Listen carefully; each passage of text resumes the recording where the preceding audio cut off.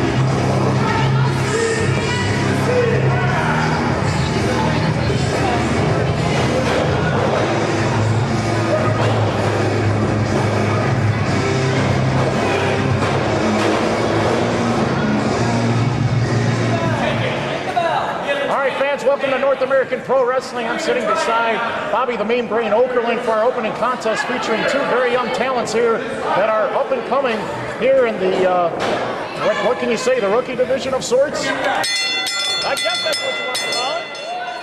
It's apparent that the people here in Whiting are a big fan of the Seaman here tonight. That is correct. And what is your impression so far of the Seaman as far as being a superhero, as being a man who is kind-hearted to the young children around town, as well as a good-hearted human being? Well, Steve, he's yet to make a splash in the ring.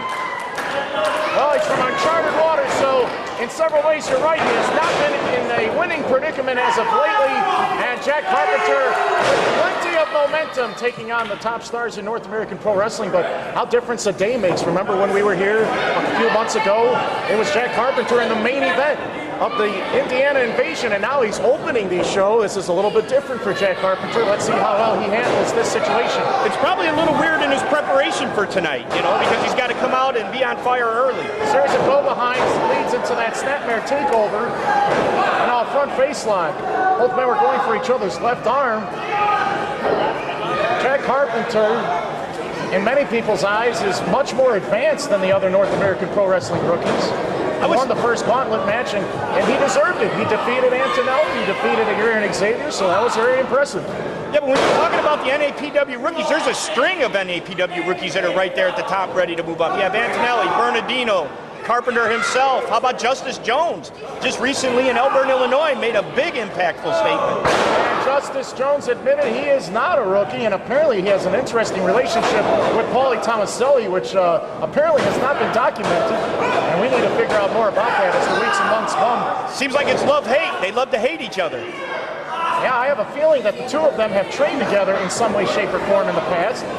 Jack Carpenter trying to pull out of this, but instead he went straight for the Seaman's eyes. Well, my thing with Justice Jones is he's been condescended upon by Tomaselli. Tomaselli treats him bad. You know, he's a little arrogant, Tomaselli, our champion. Forearms in the corner, and Seaman, he's he's having a hard time floating here because his competition is trying to drown him. Like he raked his eyes across the rope, which is always a good thing. Carpenter chooses to stand on his opponent as he's being choked. Almost a guillotine style choke there by using the middle rope for leverage. And so far, Jack Carpenter being very impressive here with his slow, methodical attack on the Seaman in this opening bout. Another forearm, as these guys seem to be picking up some steam. Carpenter with a running start, hits the flying forearm in the corner. Seaman down on both knees. That's three punishing forearms to the jaw of Seaman. We've seen Seaman in action before. He does have high-flying ability. He does have the ability to change this and ground and pound. He does lack in size. He was able to take him down. He elevated himself in the air and used that momentum to take him down with a tackle as well as a drop kick. Look at this. Nice body slam. Leg drop. Well done. Carpenter in trouble. Two count only. Later tonight, an intriguing double main event that I know you have your eyes on. We're talking about Antonelli squaring off against Brian Cross. I know who you'll be cheering for in that one. Absolutely, absolutely. I'm just disappointed that I haven't seen Jeff Luxon so far this evening. Switch was by his end. Oh, wow. Try that shooting star press. The Seaman splash missed. He failed. Knee strike. It glanced his chest. He went down hard. I think it's about time Carpenter punches this guy's clock right here. I don't know. Seaman's not moving. Come on, He might be that's unconscious. two. Oh, come on, Getch. You got to make the count, Getch. You've criticized Getch before for his counting. Why do you think he has a problem with counting? He's either really slow or can't figure out what comes after two, if you ask me. Okerlund, what do you think it takes to be a great NAPW official? Eyes in the back of your head. So they have to be able to see everything and be the smartest man in the ring at all times? Absolutely. And you're accusing Getch of not being that way? Absolutely. Well then, could you do the job? Absolutely. I can do everything. I'm the self-professed smartest man in this business. You seem really smart when you're watching it from afar, but if you were in the ring, I think it'd be a different story. If I was in the ring, Carpenter would have won by now. Two count only again. I would have disqualified Seaman. Maybe. Name alone would get him disqualified. We've been explicitly told by NAPW officials that we're supposed to behave ourselves. Oh man, again, I'm being as good as I can be, Steve. Being as good as I can be. Seaman has run into obstacles before, especially Justice Jones, and every time he took on that monster of a man, he has not been successful. Carpenter on top, in a dominating position with a series of right hands. I really thought Justice Jones punished Seaman last week. 5 minutes going by in this contest. 5 minutes. But Jack Carpenter is doing just as good a job of pounding Seaman into the mat. Seaman. Jack Carpenter now jaw-jacking with these fans who are not happy about the way Carpenter has been handling himself, and a leaping senton backsplash. And Carpenter's not excited about their IQs either. They don't understand a good wrestler when they see one. Carpenter, now the fans are getting into his business. They learned before, but now Carpenter is livid. He does not like the fact that these fans are distracting him from doing what he does best, and that's wrestle and wrestle. Wait a minute, he got broken from behind, but he only got a 2 count. Seaman now sees an opening, but there's a reversal. Backslide attempt. Seaman's got his shoulders down. Oh, he rolled out of that one. Right hand, he ducked under. Cobra clutch into a backbreaker. That was amazing. That single maneuver proudly broken into half. Seaman still's got some fight left in him. Once again, look at the slow, methodical count by Getch. Carpenter can measure him from any angle he wants as he drives that knee deep into the rib cage and the hip of the Seaman. Now Carpenter's doing a good job of breaking up his base by putting a lot of pressure on his back. Is there any way out of this move, Okerlund? Yeah, tap. Tap, well, Tap. Well, he's tapping, but he's not tapping the way he's supposed to, according to you. He's not giving up. He slapped the man. Oh, Another well-placed boot to the lower part of the back. Carpenter with these running body attacks, with these running kicks and forearms, has grounded the C-Man and has taken him totally out of his game. Another knee placed right on the jawline of the C-Man. C-Man in trouble, and he gets the ropes. The young fans here in Whiting, Indiana, they want to see the C-Man fight back, but he's taking on a man that is pretty tough. He's been battling him blow for blow ever since the beginning of this match. I have to give the fans, they're really into the action right off the get-go here tonight. Although they are even in terms of weight, Jack Carpenter has the better reach. He has more height.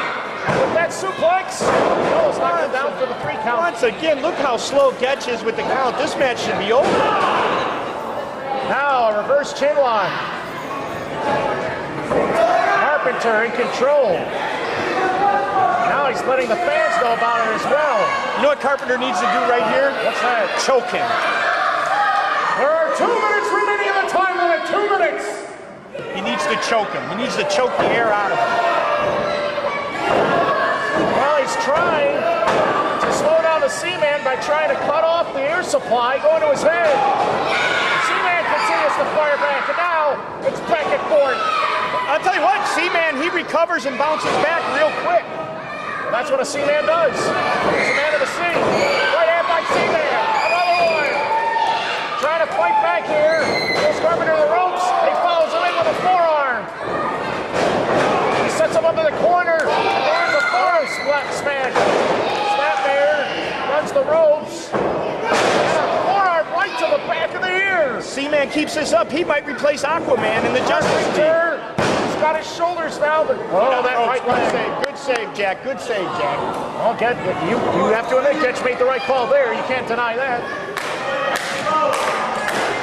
1 minute remains on the time limit. 1 minute. He was a little quick on that count, though. He was like, what? You know. Trying to go for the Fisherman Buster. It's a smashing move. I don't know. Can he get him? Oh, Carpenter managed to kick out of that as That was well. close, Kenton. That was close. I could have sworn C-Man had him finished there. Could he be going for it a second time? Oh, Carpenter got out of the way. And a backstabber. He got him with that backcracker. That should do it. That should do it. And again. 30 seconds remaining in the time limit. Again, he kicks out. Come on, Jack. Put him away.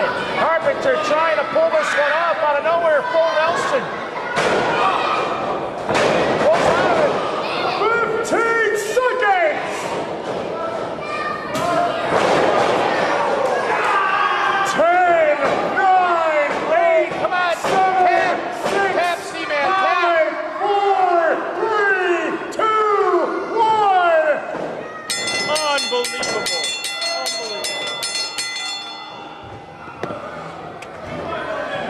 Time limit expired.